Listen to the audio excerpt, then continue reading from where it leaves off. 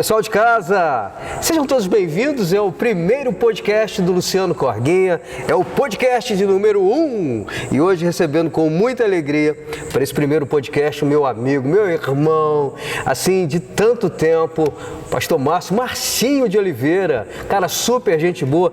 Quem aqui do Carmo não conhece ele? Marcinho, seja bem-vindo, você é de casa, meu irmão. Luciano, permita-me chamar apenas às vezes só de Luciano, pastor Luciano. É uma referência na minha história cristã. Quando na minha conversão você estava presente, foi um dos meus discipuladores, né? Essa palavra que está tão em moda hoje aí. Luciano foi um dos meus discipuladores, pastor, amigo. Um prazer, uma honra estar aqui nesse primeiro podcast, Luciano. Poxa, que honra. Que legal. E estamos dando aí o pontapé inicial para esses momentos incríveis de conversa, de resenha, de bate-papo. Na realidade vai ser alguma coisa assim, bem descontraída, bem solta. Quando eu conversei com o Wesley, chamei ele para o projeto, nós sentamos e conversamos e chegamos a uma conclusão que o podcast nosso vai dar liberdade para o convidado expor as suas opiniões. E eu tenho certeza que vai dar muito certo, Luciano. Vai dar muito certo com você. Seu carisma, sua pessoa. Obrigado. Já deu certo. Então, e esse camarada aqui é teólogo nato. Ele hoje está pastoreando uma igreja incrível aqui no Carmo. Daqui a pouco a gente vai falar sobre a Betânia. Mas para a gente começar aqui, realmente pelo começo, eu quero te apresentar, porque tem muita gente que talvez está nos acompanhando aqui e não te conhece, né? E vai ficar te conhecendo hoje através desse podcast nosso. Pai de Miguel e Mariana, casado com a minha irmã, minha amiga Cláudia Goulart. Você esteve no casamento. Estive no casamento. Flamenguista. Pois é, flamenguista, de coração. Como todos da sua família, né? Sim, sim. Enfim, família abençoada, vem de um berço muito tradicional aqui na cidade. E eu tenho a alegria, Luciano, de minha filha Mariana, meu filho Miguel 13, Mariana com 19. Mariana já aí tomando seus passos, né, já como responsável por si, né, pela sua história, fez uma grande escolha de ser missionária. Pois é. Está lá em Mato Grosso do Sul, hoje uma jocumeira, uma missionária da Jocum, e trouxe muita alegria e muito orgulho para nós. Então, muita preocupação também, mas muito orgulho. Um beijo para Mariana, com certeza ela vai acompanhar o nosso podcast, para todos lá, e que essa resenha chegue até ela e abençoe ela também. Amém. Tá bom? Amém. E depois a gente vai falar um pouquinho sobre o chamado missionário, beleza? De repente hoje a gente pode marcar Sim, a gente tem um trabalho muito legal no Amazonas, trabalho missionário no Amazonas. A gente faz viagens missionárias todos os anos ao Amazonas, e em uma dessas viagens foi que despertou aí o chamado da Mariana para missões. Muito legal, muito legal. Já vamos voltar nessa conversa dessa chama que arde no seu coração por missões, e a sua filha, a sua família acabou sendo alcançada por isso aí, né? Muito legal, muito bacana.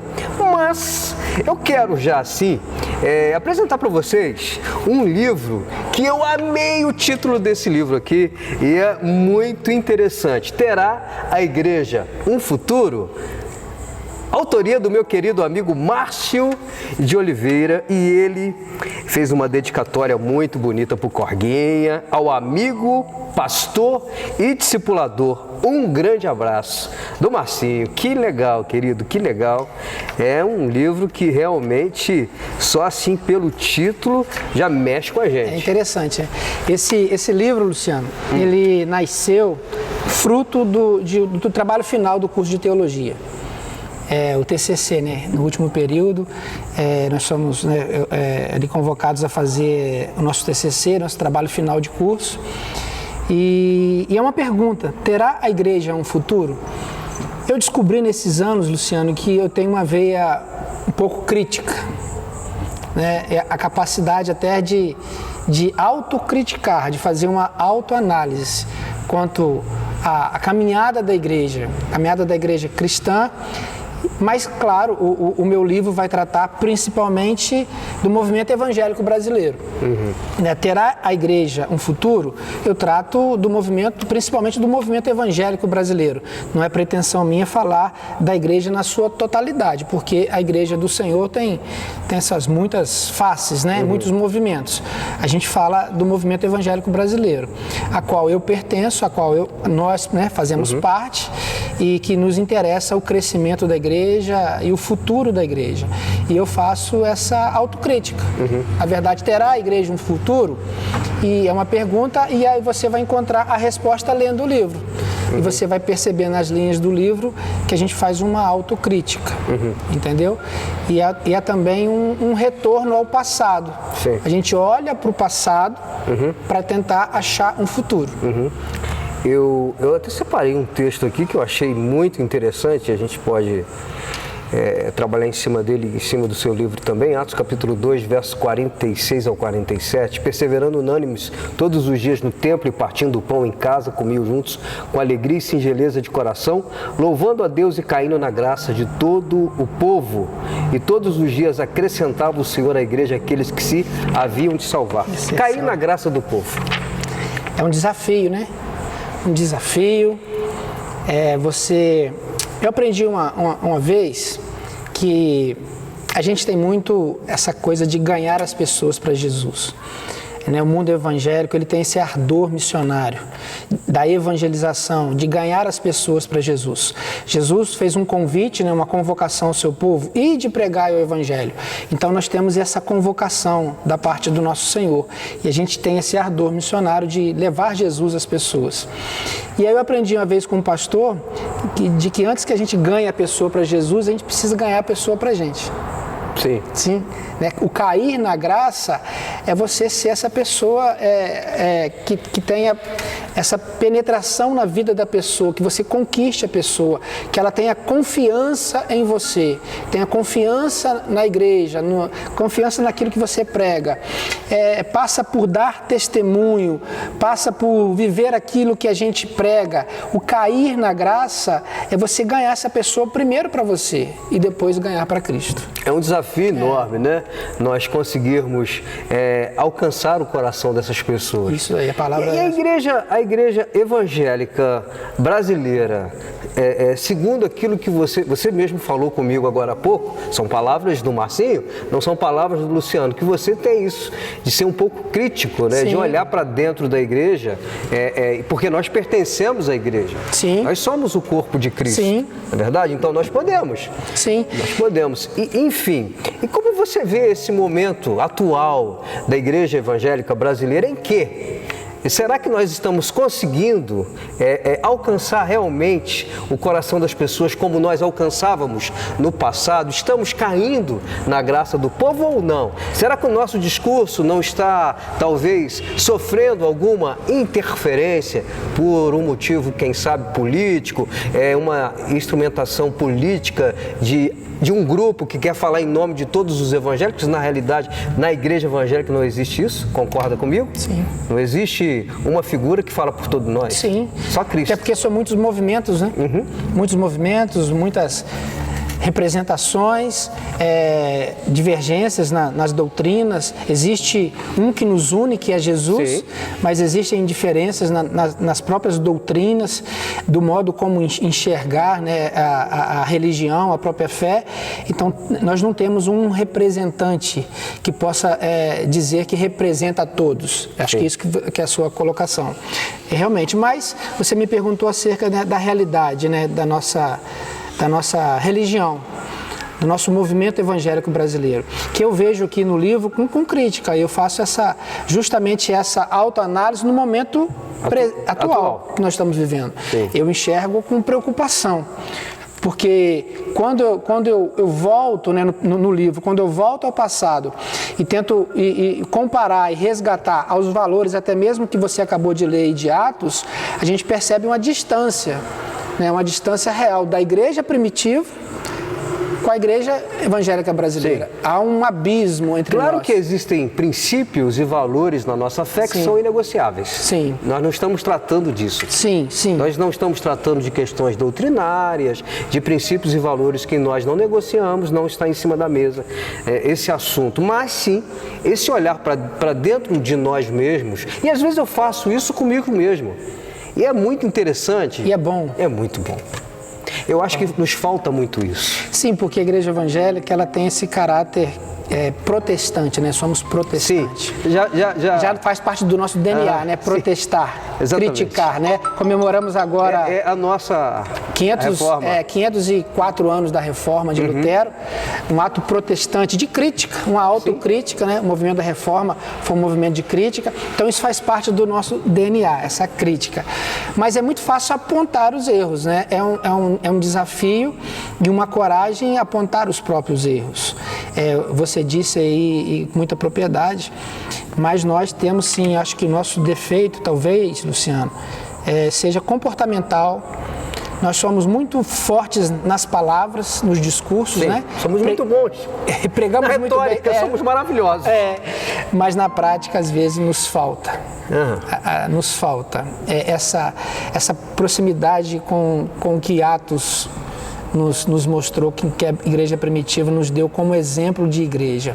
O movimento evangélico brasileiro está a anos-luz de distância daquilo que foi um dia a igreja do Senhor.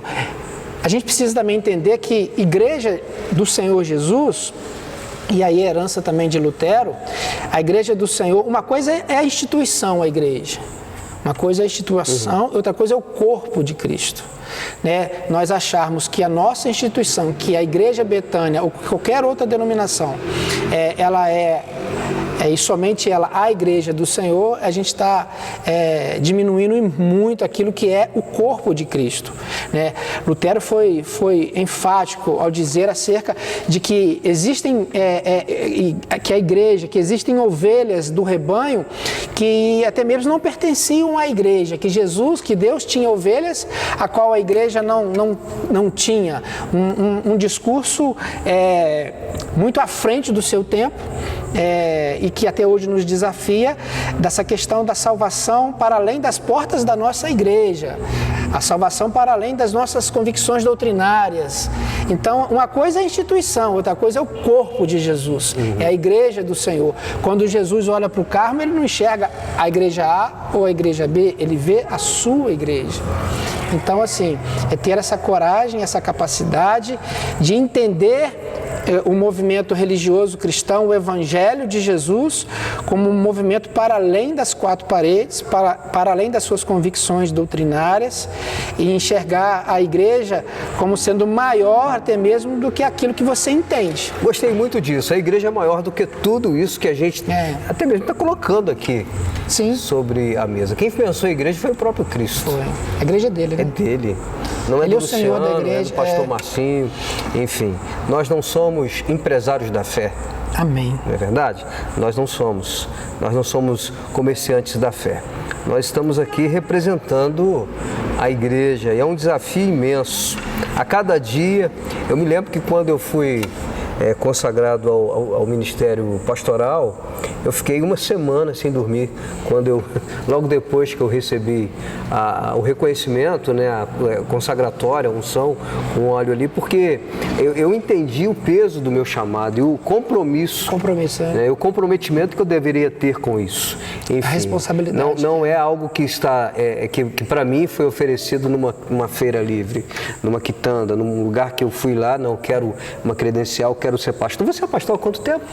Pastor, fui consagrado pela Igreja Betânia há 4 anos. Você veio da Metodista, né? Isso, tive experiência anterior na Igreja Metodista como um missionário designado, como um pastor missionário, 2 anos em Cantagalo, e depois vim para o Carmo como pastor da Igreja Betânia. Tá, estamos falando aqui para muita gente... 6 anos de experiência pastoral. 6 anos de experiência pastoral aqui em Carmo. Em Cantagalo e 4 anos em Carmo. 4 anos em Carmo, completando agora 4 anos em Carmo. Daqui a pouco a gente vai falar sobre a Betânia. O Carmo, para você é um desafio pastoral? Sim, até porque pelo modo como eu enxergo o Evangelho, né? Eu falo isso no livro também. A minha fé, às vezes, ela é eu vejo como um ponto, eu digo sempre isso, um ponto fora da curva daquilo que é pregado na sua grande maioria, né, do discurso que é feito hoje no Brasil. Aquilo que eu acredito é um ponto fora da curva, é um pouco diferente. Eu tenho algumas convicções de fé que eu acredito que é a mesma sua. Eu acho que é por isso que eu estou aqui hoje, porque a gente caminha junto, a gente tem um pensamento semelhante, parecido muito sobre isso, do que a maioria dos grandes movimentos evangélicos brasileiros. Então, assim, é um desafio muito grande, porque você pensar a fé diferente do que a grande maioria dos seus colegas pensam é um desafio muito grande. Parece que às vezes você está remando contra a maré. Agora, eles têm o chamado deles, enfim, estão trazendo, ou levando o evangelho em cima daquilo a minha verdade. Que eles, estão... É a minha verdade. Sim. É aquilo que eu penso, é aquilo que eu enxergo. E aquilo que você se encontrou dentro do seu chamado, né? É a minha lente, são os meus óculos, né? É aquilo que eu enxergo, porque a Bíblia tem isso. Você lê a Bíblia e você tem a sua interpretação, e você interpreta como? A partir daquilo que você crê, da sua realidade, da sua história. Então, eu vou ler a Bíblia e vou enxergar o texto bíblico, a minha interpretação vai ser a partir das minhas convicções. E aí, não necessariamente, por ser interpretação, por lidar com convicções, vai ter interpretações diferentes. Respeito todas elas, mas a gente precisa ter convicção de que a gente tem a nossa. Isso passa por identidade, né? Você ter uma identidade formada. É muito interessante, Marcinho, não te cortando, porque eu não estou aqui para te cortar de forma nenhuma. Mas só para fazer um adendo aqui, quando eu participo das minhas reuniões ministeriais e também da Convenção Batista Nacional, da Igreja Batista, uma das coisas que eles falam muito lá é a respeito da nossa identidade, no nosso caso a identidade batista e a identidade evangélica. Mas a questão da identidade, ela tem que ser algo bem latente em nós, bem assim, quando alguém olhar para a gente entender, né, a nossa linha realmente, para que nós estamos aqui, por que eu estou hoje no Ministério Pastoral, qual é o que me identifica? Quando as pessoas pensam Luciano Corguinha, o que vem em mente na cabeça delas? Mas já você vai me responder. Lembrando que nós estamos aqui no primeiro episódio, Marcinho, do podcast do Corguinha. Com muita alegria nós estamos aqui também sendo abençoados e patrocinados pelo meu querido cinegrafista, também o meu produtor, o Léo Muniz. Já estamos de volta. Podcast do Luciano Corguinha, que coisa boa estarmos juntos aqui pelas mídias sociais para esse momento de resenha, de palavra. É muito legal podermos receber pessoas incríveis como o meu amigo Marcinho, porque o Marcinho é um cara, além de ser muito gente boa, um baita pastor, e também deixa a gente à vontade para... Eu estou à vontade aqui, Luciano. Para a gente perguntar realmente aquilo que é relevante para as pessoas. E eu estou aprendendo muito com você, tá? Aprendendo muita coisa. Você gosta de podcast? Gosto. Bacana, né? Bacana. Veio para ficar, né? Veio para ficar. E nós faremos bastante aqui, vamos fazer aqui com outros assuntos também, vamos falar sobre esporte, saúde, educação, enfim. E também fé, né? Com certeza. Bom, antes do Blake, eu havia falado para você a respeito da identidade. O que você tem a falar sobre isso? Você falou, né, quando as pessoas olham para o Luciano... Isso, olham para o Marcinho, para a igreja. Convidadas, né? Isso. O que vem à mente, ou o que precisa vir à mente. Eu acredito, Luciano, que religião, eu ouvi há pouco tempo e é uma coisa que eu já acreditava. Vários outros pastores dizem isso. Que a religião, que a fé, não é você trazer Deus para o nosso plano e querer e desejar que Deus venha resolver os nossos problemas. É um Deus que está a nosso serviço para resolver os nossos dilemas, de um Deus que vem para solucionar as nossas dificuldades. Não é que Deus precisa descer e deixar de ser Senhor para ser nosso servo, para nos dar presente. Religião não é isso. Quando você pensar, né, no Marcinho, no pastor Marcinho, pensa que ele crê que não é o céu, não é Deus que precisa descer, mas é que a gente que precisa subir. A gente aqui precisa buscar as coisas que são do alto. Pensar nas coisas do alto. Os valores do alto. Sim. A religião serve, entre aspas, não é para vir resolver o meu problema, mas a religião serve para me tornar uma pessoa melhor, para me tornar uma pessoa do bem. Sim. O próprio termo, né? Religare. Religare. Ligar o homem. É nos religar a Deus. O Evangelho é para que a gente se torne uma pessoa melhor, para que a gente seja uma pessoa do bem. Jesus era uma pessoa do bem. Jesus era um camarada que as pessoas gostavam de estar perto dele. Rapaz, você falou. Então, assim, é para nos tornar uma pessoa amiga. Isso é maravilhoso. Isso que você falou aqui me abre agora um pensamento assim que realmente vai me impactar bastante sempre, tem me impactado muito. Aonde Jesus estava, tinham as multidões com ele. Sim. E aí, ele era uma pessoa acessível, sim, dócil, amável. E aí as pessoas se sentiam bem ao lado de Jesus. E sim. Aí vem o lado crítico, né? Uhum. Por que que hoje as pessoas não se sentem bem nos ambientes religiosos? Por que que os pecadores hoje, né, às vezes não querem ficar ao lado dos pastores? Por que que se sentem, né, arredios? Sim. A questão da consciência do pecado existe aí fora? Não sei, mas deveria existir, né? Pecado, salvação são discursos religiosos. Sim, porque a própria palavra de Deus fala que é o Espírito Santo que convence o homem do pecado, da justiça e do juízo. Sim, existia em Jesus e ainda assim existindo, as pessoas gostavam de estar perto dele. Não é o discurso acerca de santidade, não é o discurso acerca de salvação que afasta as pessoas, porque Jesus tinha esse discurso e os pecadores gostavam de estar perto dele. Eu me lembro agora, você falando aí, me veio à mente daquele momento em que Jesus, eles chegaram até ele e com uma mulher que foi vista adulterando. Creio que agarraram ela pelo cabelo, puxaram e levaram ela até Jesus. E Jesus estava lá, escrevendo alguma coisa. E os homens chegaram para Jesus e falaram assim, olha, foi apanhada vista adulterando. E na lei, falou Moisés que quem fosse apanhado em flagrante adultério, teria que ser apedrejada. Pena capital, pena de morte. Não somente a mulher, mas o homem também. O homem também. Mas Marcinho, aí tem muita gente que fala assim, caramba, pastor, o que Jesus estava escrevendo ali? O que eu percebo aqui, gente, é que, na realidade, Jesus não estava dando a mínima para aquilo. Porque ele estava, quando alguém fala alguma coisa e você está escrevendo... Você não está prestando muita atenção. É uma interpretação boa. Uma interpretação interessante, que eu lendo aquilo ali, eu falei, legal. E Jesus estava ali e mais uma vez perguntaram e Jesus falou, olha, quem entre vós não tiver pecado, que atire a primeira pedra. Então, o pecado existe, né? Sim.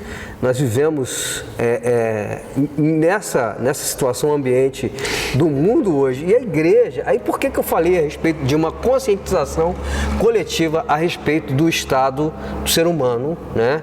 Que ele precisa ser alertado a respeito disso. E a igreja, ela fala isso. Sim. Né? Ela anuncia isso. Sim. Quando eu digo que nós aqui devemos subir e transcender, tem a ver com isso. Tem a ver com santidade, tem a ver com a vida de valor, de ética, de moral, de uma vida de santidade. Mas não apenas o discurso. Sim, na prática. Tá. Na prática, com certeza.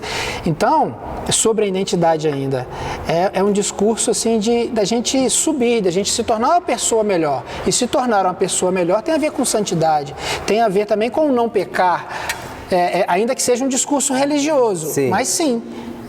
Ter religião... Santidade nada mais é do que separação.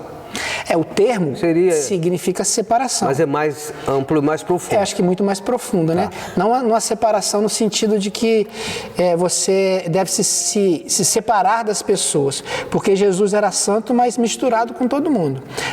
Você sabia, Luciano? Lógico que você sabe quem sou eu para... Não, eu estou aprendendo aqui, gente, eu estou aprendendo. Esse menino aqui é professor. Nada, deixa eu te falar uma coisa. Oi.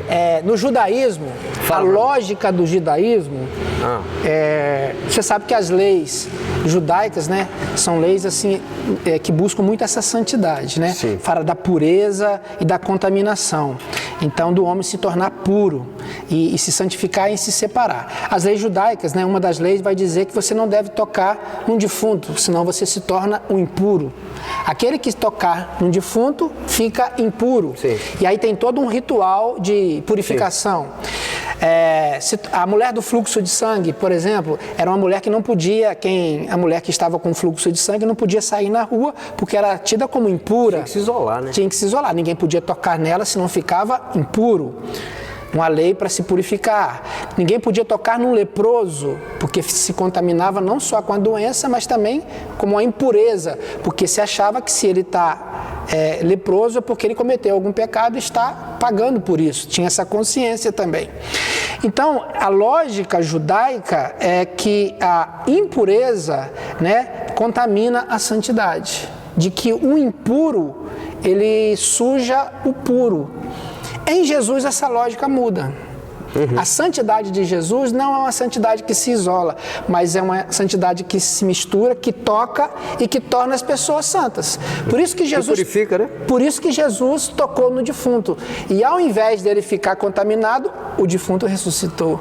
Por isso que Jesus toca no leproso e ele não fica leproso. A mulher do fluxo. Mas o leproso é curado. Né? Ele toca, né? Ou a mulher de fluxo toca nele e ele não fica impuro, mas ela é curada. Então a santidade da igreja hoje, a gente precisa crer nessa santidade, a gente precisa acreditar no poder transformador do Espírito Santo, que ao nos relacionarmos com os pecadores que nós achamos que, né, entendemos que são, não são eles que irão nos contaminar, mas nós é que iremos santificá-los. E a nossa convivência com eles que irá transformá-los. Se a gente se isolar, se santificar nessa coisa religiosa, não há transformação. Dentro desse ambiente bacana, bonito aqui, de 4 paredes, né? De uma certa forma, estamos aqui. E aí?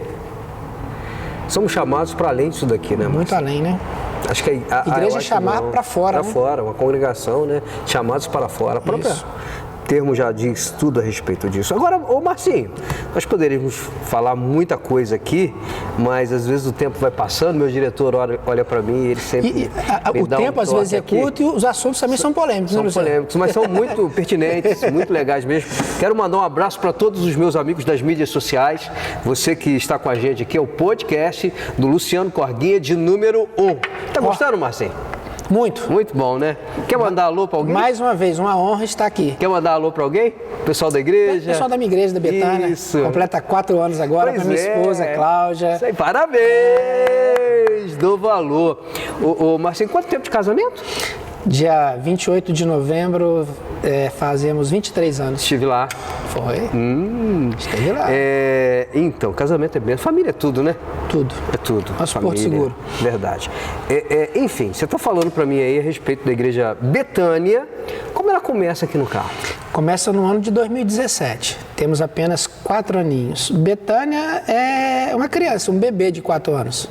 Tem muito a aprender com vocês. Eu que tenho que aprender com você. Betânia nasceu no ano de 2017. O Evangelho de João fala que aquele que é nascido do Espírito, né, é como um vento, né, que ninguém sabe de onde vem nem para onde vai. E nesses mistérios, nesses caminhos do Senhor, né, na nossa vida, esse vento, né, do Espírito soprou sobre a minha vida. E em 2017 a igreja Betânia começou aqui no Carmo. Ela já existe no Rio de Janeiro, pastor Sérgio, meu cunhado, já está há bastante tempo lá no Rio, com a igreja Betânia, me fez o convite para começar o trabalho aqui no Carmo. E no ano de 2017 começamos ali na casa do nosso irmão Roger e Flávia, no porão da casa deles, no salão da casa embaixo. Começamos a nos reunir e logo o Senhor foi enviando pessoas, nós fomos nos unindo nesse projeto e aí já alugamos um espaço. Logo depois também já estamos agora num novo espaço, num galpão, você já esteve lá, reformado, muito ali bonito, na rua Ubelar, 469. Temos 4 anos e 2 anos de pandemia, né, pastor Luciano? Rapaz, que desafio, Que desafio, né? Que desafio, gente. Principalmente para pastores e igrejas novas, como a igreja Betânia, nós sofremos muito. Foi um baque muito grande para nós, perdemos ovelhas, a pandemia, queridas, um baque muito grande para nós, pessoas que nós amávamos e que a Covid levou. E não somente isso, o isolamento, né, social trouxe muito prejuízo para nós, prejuízo emocional, espiritual, desânimo, e que mesmo agora, a gente já, né, praticamente aí pós-pandemia, ainda não acabou, a gente está nesse período pós-pandemia, a gente ainda colhe muita coisa ainda da pandemia. Sim. Que para nós que estamos começando um trabalho foi um baque muito forte. Sim. Mas 4 anos. 4 anos. Mas estamos vencendo. Sim. Com dificuldade, mas com fé, com perseverança, acreditando, né, no Senhor Jesus. Jesus é o nosso Senhor. A gente acredita no poder transformador do Evangelho, a graça, no poder salvos. Da graça de Jesus na vida das pessoas, que tem essa capacidade de não apenas, essa transformação não é uma transformação religiosa apenas da fé, mas uma transformação concreta na vida das pessoas. O Evangelho transforma as pessoas. Eu percebo muito aqui o seu cuidado em tentar mostrar para as pessoas que não é apenas a religião. Sim. É muito interessante isso. Você tenta, com o seu discurso, mostrar para as pessoas que o Evangelho é muito mais que uma religião. É muito mais do que isso. A Betânia é muito mais do que uma religião? Olha só, não quero ser pretensioso, pelo amor de Deus, né? Longe todo o espírito de soberba, de despretensão. Mas não a igreja Betânia, o Evangelho é a superação da religião. O Evangelho não é religião. Não é religião nesse sentido? O Evangelho supera. Muito. Porque o Evangelho vai tratar da vida inteira da pessoa, né? Não vai falar apenas da questão ritual de dentro de um templo, mas vai falar da vida. A igreja, na religião, é um templo. A igreja, no Evangelho, é a vida da pessoa. A nossa igreja é a nossa vida. É uma vida de transformação. É como eu me comporto quando vou ao banco, quando eu vou trabalhar, quando eu vou estudar, dentro da minha casa. Agora, você tocou no... A gente vai conversando aqui, os assuntos vão aparecendo. Surgindo, né? Os assuntos vão aparecendo e o tempo, daqui a pouco... É porque é bom conversar com você, Rapaz, Luciano. Mas assim, nós moramos numa cidade... Wesley, Carmo tem quantos mil habitantes? 19? 19 mil. Cerca de 19, né? 19 mil habitantes. É um desafio dar testemunho em Carmo? Principalmente para nós dois, né? Que somos filhos da terra. Pois né? É, rapaz. Porque aí é o Luciano, filho do Oséias. É o da padaria. É o Marcinho, filho da Guguta. A própria palavra Guguta. Um abraço para a dona Guguta, para os seus irmãos também. A palavra fala que o profeta não tem valor. Eu iria falar isso agora há pouco. Para nós, eu acho que é mais desafiador. Pois é. Para mim, para o Luciano, é muito desafiador. Já até falei também com Deus várias vezes. Falei, Senhor, é aqui no Carmo que o Senhor me quer. Graças a Deus, hoje eu tenho um trabalho também em mídia, né, que é na Rádio Juventude. Quero mandar um abraço para os meus diretores, para os meus amigos da Rádio Juventude FM, o meu querido gerente Alan Caetano, também lá o irmão Valber Pereira, o pastor Valber, que é o presidente, o Milton, que é o meu produtor e apresentador, Milton Carvalho, para todos os amigos da Rádio Juventude. Vou receber alguns colegas aqui também, inclusive o Raoni. Legal. Mas, enfim, é complicado isso, porque a própria palavra fala que sim, né? Essa questão de nós morarmos numa cidade pequena, sim, né? A gente tem que ser... Filho da terra. Filho da terra. Mas eu entendo também que aonde nós estamos ali é a expressão do nosso chamado. Deus nos plantou aqui, né? Então nós estamos aqui. Ele te plantou aqui, mas eu vejo você também voando para outros lugares aí no Brasil. Verdade. Não é verdade? Amazonas. No Amazonas. Conta um pouquinho pra gente dessa eu tô até com a camisa hoje aqui. Fala pra gente dessa camisa aí. Olha alusão aí ao trabalho indígena que a gente faz lá no Amazonas. Tem alguma tribo específica assim que você já trabalhou que vem em mente agora? Etnia Sateré Maué. Etnia Sateré Maué. Gostei. Tem uma frase... Tupi Guarani isso? Não, é raiz, né? Na verdade, mas é uma etnia bem específica, Sateré Maué, da região de Maués do Amazonas. Tudo começou também, tem a ver no ano de 2017. O ano de 2017 foi um ano que mudou a minha história, mudou a minha vida. 2017 foi um marco, porque foi o ano que eu fiz a primeira viagem missionária, foi o ano que nasceu a Igreja Betânia. Então 2017 foi um divisor de águas na minha vida. Foi um ano também que eu perdi o meu pai. Sim. Então foi um ano assim, muito desafiador para mim, de início de tempos desafiadores. Mas esse trabalho missionário nasceu no final do curso teológico, onde nós reunimos alguns amigos para fazer essa viagem missionária ao Amazonas. E quando eu cheguei lá, eu fui impactado e recebi no coração o desafio de Deus para estar voltando lá todos os anos. Um break rapidinho, já voltaremos. Muito bem, gente, voltamos aqui para mais um bloco do podcast do Luciano Corguinha, de número 1, recebendo hoje meu apóstolo. Você até riu, né? Não, o apóstolo é você. Não, é você que é o apóstolo, meu bispo.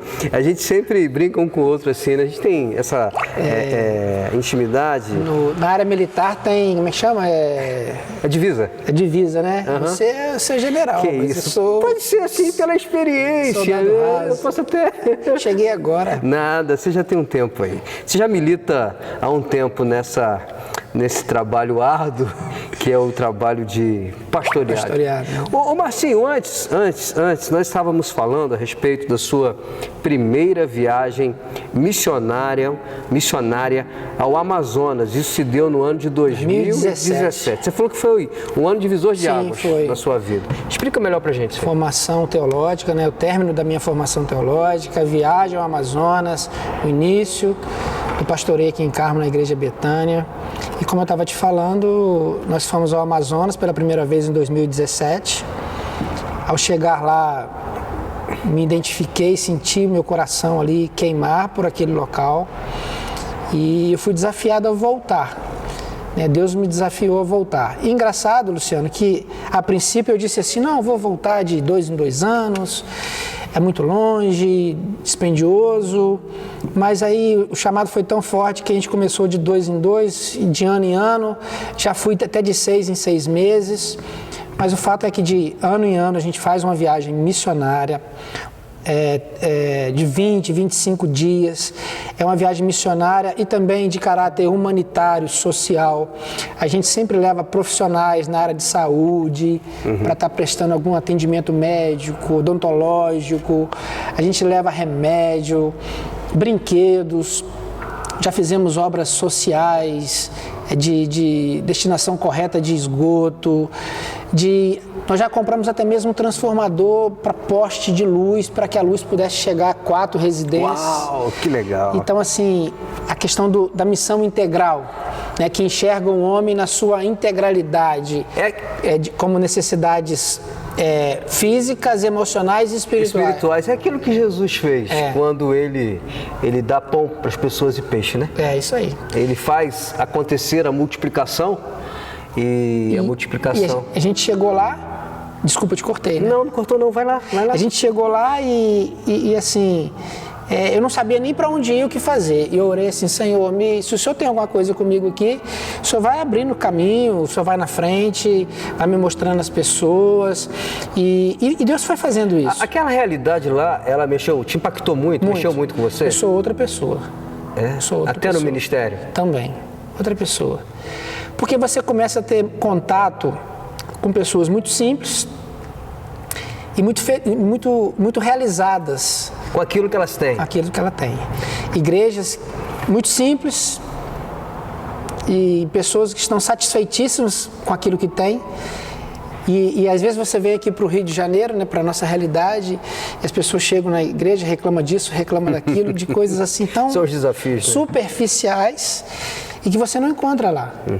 Então, assim, isso mexeu muito comigo. Acho que toda pessoa, todo cristão ou ateu, para ser uma pessoa melhor, deveria fazer viagens missionárias ou dedicar um pouco da sua vida a esse trabalho humanitário ou missionário, de sair e dedicar a sua vida um pouco ao outro. Eu creio muito nisso, de que a gente pode parar um pouco a nossa vida, parar de pensar um pouco nos nossos problemas e dedicar um pouco da nossa vida ao outro. E é isso que a missão faz. Deus nos deu um nome, É missão AME. Amor, misericórdia e esperança. Missão AME. A de amor, M de misericórdia e E de esperança. Aos povos ribeirinhos e indígenas. Então a gente hoje tem um trabalho missionário humanitário com os povos ribeirinhos e indígenas do Amazonas. O Senhor falou, ide, vão e preguem o meu evangelho a todos. Sim. Né? E eu gosto de se assemelhar esse trabalho missionário o milagre dos pães e dos peixes que você falou aqui. Jesus manda as pessoas se assentarem, a se organizarem, né? E aí eu vislumbro a cena, as pessoas sentadas, organizadas em filas, umas atrás das outras, né? 5 mil pessoas organizadas em fila, e o cesto passou na primeira fila e foi para a segunda fila, e foi para a terceira até chegar na última fila. Você já imaginou se os da primeira fila não liberassem o cesto? As pessoas da última fila ficariam com fome. Quem mora nos grandes centros, nós somos as pessoas da primeira fila. A gente tem acesso a esse cesto, né? Que pode ser visto como a própria palavra de Deus, como alimento para nossas vidas. Então a gente tem acesso a essa palavra que é alimento espiritual a todo momento. A internet está aí. E os que estão lá, o ribeirinho, que são os últimos da fila, se nós não sairmos daqui para levar o cesto até eles serão famintos. O evangelho chega lá, a princípio, pelos missionários. Sim. Né? É o principal. A igreja meio. faz um grande trabalho, um trabalho muito relevante e social no Amazonas, acho que em todo o Brasil. Você me apresentou um missionário de lá esses dias? Foi o Henrique. O Henrique. Henrique veio passar um tempo aqui com a gente, ele é do Amazonas. Sim. É um povo muito assim, receptivo, hospitaleiro. Coração isso, aberto. Sofrido, mas feliz. É um povo assim que tem uma lição de vida para passar para a gente que vai lá. Você já está convidado, você sabe disso. Você já me chamou para ir várias vezes. Em junho do ano que vem, em 2022, a gente já está organizando para voltar, passarmos a 20, 25 dias. Vamos para a região do Sobrado, em Novo Airão. Ô Marcinho, de boa, assim, você falou, vamos lá, enfim, já fui lá. E a grana para isso? De onde vem? Vem do Senhor, o dono do ouro e da prata. Totalmente. Luciano, é o Senhor que pastor, manda, né? É uma verdade que a gente às vezes precisa encarar. Às vezes a gente tem desculpa para as coisas. Porque quando a gente coloca como prioridade, a gente vai. A gente dá um jeito quando a gente quer. Né? Não existe falta de interesse, existe falta de prioridade. Eu coloquei uma prioridade na minha vida, eu já fiz 7 ou 8 viagens ao Amazonas que eu coloquei como prioridade. Por exemplo, eu vou em junho do ano que vem, eu já estou começando a me organizar de agora. O planejamento financeiro já está sendo feito. A sua igreja é uma igreja missionária. Sim. Nesse sentido. Existem até pessoas... profeticamente, isso. Ela ainda não é completa ainda falta. Ainda eu pregando, falando sobre isso, eu vejo ainda... Você tem uma oferta missionária lá? Você mantém missionário? A oferta que a gente mantém é simbólica, né? Sim. Até na pandemia foi cortada. Não precisa nem eu esconder aqui, é uma verdade, por problemas financeiros foi cortada porque a gente não tinha condições. Estamos voltando a ofertar agora e de uma maneira simbólica, até porque a igreja é uma igreja pequena. Mas assim, nós não temos Deus que mantém, financeiro. mas Ele toca no coração das pessoas. Sim. Eu não tenho problema nenhum, pastor, em falar a respeito de dinheiro na igreja, porque eu falo com os meus amigos, irmãos de ministério, né? Nessa igreja que eu pastorei, que é a Ibe Carmo, que Deus, ele usa pessoas. Não vem um anjo do céu com a mala de dinheiro e falando, Luciano, tá aqui para você pagar o aluguel. Né? Deus, ele usa pessoas. Sim. E pessoas com o coração aberto para a obra missionária. E eu creio que missões existem, eu ouvia isso. 3 formas, né? Você contribui e você ora. Sim. Basicamente isso aí. É oração, indo, contribuindo e orando. São as 3 importantes, eu acho que as 3 caminham juntas. E quem ora não impede daquele que ora ofertar. Né?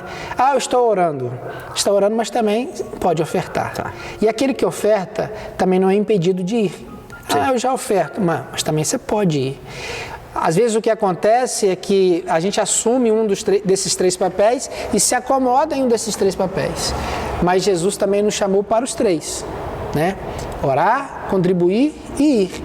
Até porque o ir de Jesus, né, o trabalho missionário pode se desenvolver em várias frentes. A gente pode ser missionário, por exemplo, aqui no Quilombo, a gente pode ser missionário... O Carmo é um campo missionário, né? O Carmo é um campo missionário. Tem muita gente aí. Então a gente pode ser um missionário na nossa cidade. Com certeza, tem muita gente sofrendo aqui, né? Uma das principais dores, uma das principais, não te cortando, mas já te cortando, uma das principais dores hoje são as dores da alma. Sim. A questão da depressão, síndrome ansiedade. Do pânico, ansiedade, nós lidamos com isso. Eu, particularmente, como pastor, eu lido muito com isso. Outra coisa, Luciano, e o Evangelho responde isso. E de maneira, assim, mais concreta, né? Fome, pobreza. Também tem. Problema social na nossa cidade. Pois é. E de que a igreja também é chamada para trabalhar junto com essas políticas públicas. Lógico. A igreja também não pode achar que é papel do Estado, do governo, resolver problema social e que nós não somos também tocados a ajudar. Nos omitimos muito. Né? Muito. Eu acho que nós temos que voltando lá no início, nós somos muito bons nas palavras, nos discursos, somos muito acostumados. Forte no púlpito. Somos fortes no púlpito, somos fortes na mídia, somos fortes... Mais fraco em missões, né? Pois é. Então eu acho que o grande desafio do Luciano Corguinha, do Márcio, de todos... Vamos falar da gente, vamos deixar os outros. Vamos falar nós dois. Nós dois, se alguém quiser criticar... Critica nós dois. Nós dois, tá? Você pode colocar nos comentários lá, sem problema nenhum. Né? Eu recebi uma crítica de transmissão de uma palavra que eu fiz, enfim, tem problema nenhum não, a gente está entre a gente. Nós aqui estamos falando de nós dois só, pronto. Acabou, entendeu? O papo é nosso, reto. Mas nós temos que fazer isso mesmo, né? Mostrar que a gente está entendendo que é tempo de mudar alguma coisa. Até porque eu acredito que a solução do mundo, do nosso país é a igreja. Não a igreja institucional, a instituição, mas a igreja do Senhor. Eu não acredito que a solução esteja em algum homem.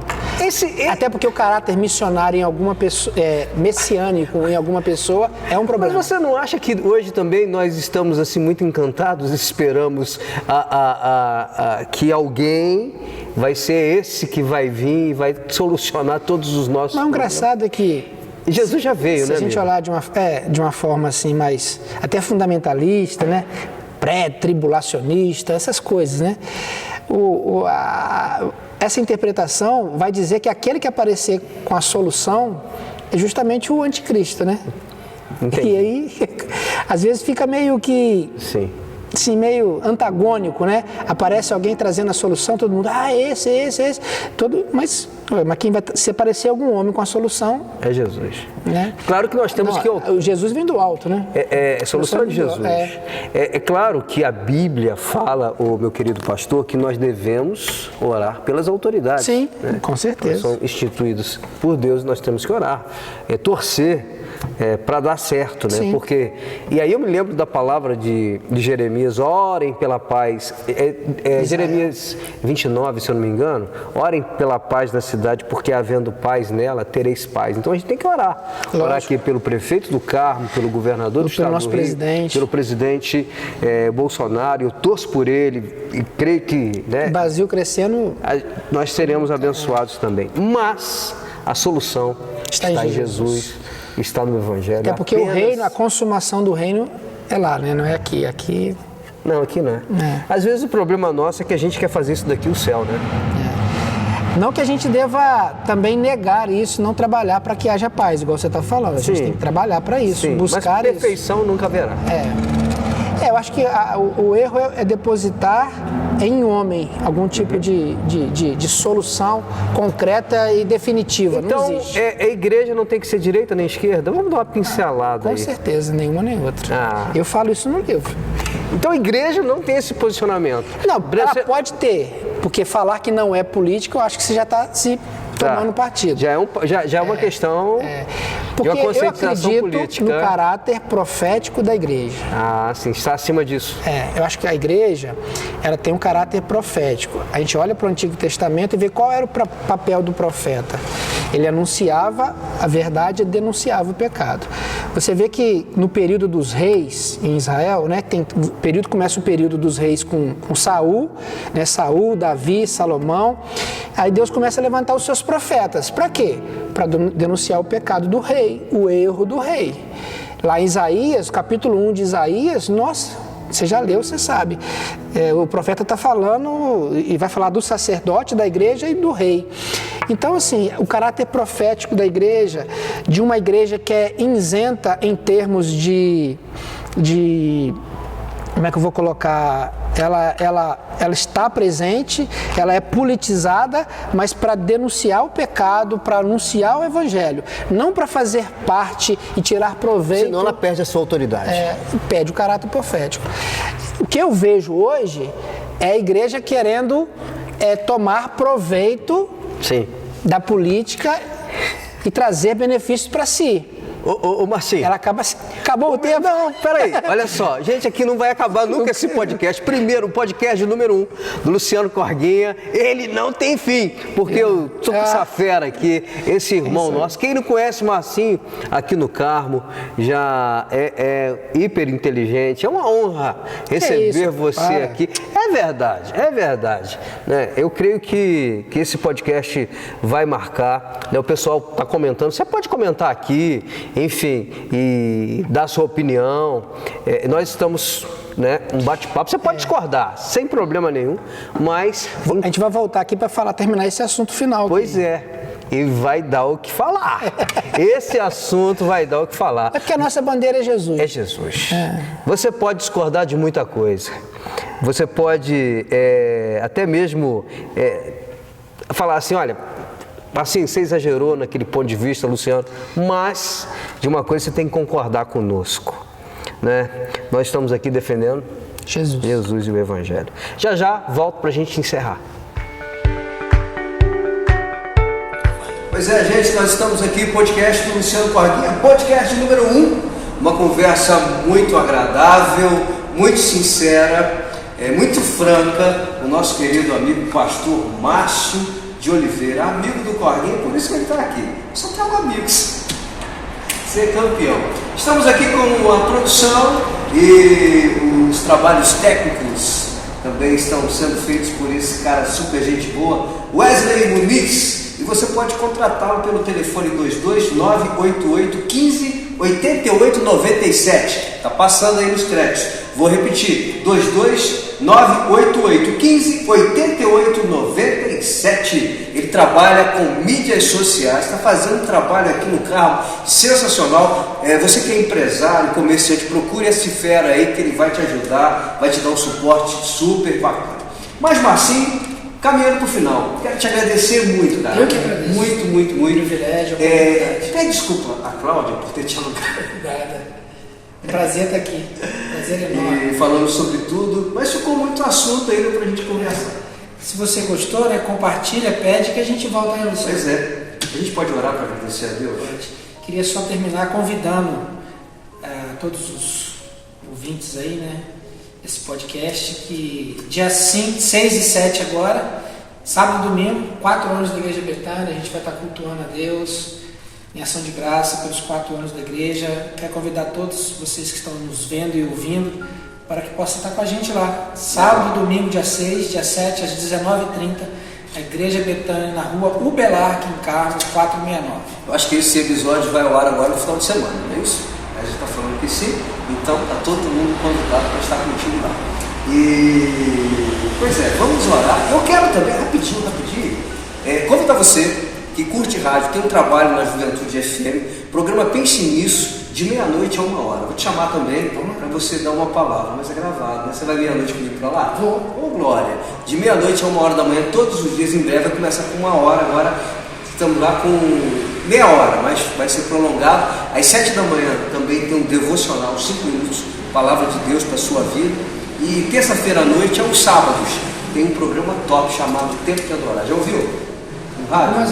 Já ouvi. Mas já ouviu, né, Wesley? Então, www.juventudefm.com.br no Daio e no seu carro também. Agradeço a Deus aí. Amém. Vamos agradecer. Senhor, te damos graças, ó Deus, por essa oportunidade de estarmos aqui reunidos em teu nome. Juntos, eu, pastor Luciano, nosso irmão Wesley aqui na produção. Obrigado, Senhor, por esta oportunidade de conversarmos coisas acerca do teu reino. Obrigado pela vida do pastor Luciano, pela vida do Wesley. Obrigado por esse podcast, que seja um canal, Deus, abençoado por Ti, um canal de transmissão de notícias, de informações, mas também, e acima de tudo, a proclamação também do Teu Evangelho. Abençoa o Teu servo que está à frente desse trabalho, que ele tenha muita bênção, muita alegria, que ele colha, Deus, do fruto desse trabalho. A Tua bênção sobre as nossas vidas, sobre a nossa cidade, sobre o nosso país. Em nome de Jesus nós oramos. Amém. Pois é o podcast do Luciano Corquinha, de número 1. Muito obrigado pela sua audiência, por você ter estado conosco, com essa fera, pastor Márcio de Oliveira. Aprendi muito com você hoje, tá? Gente, obrigado, tchau, fiquem com Deus. Até a próxima.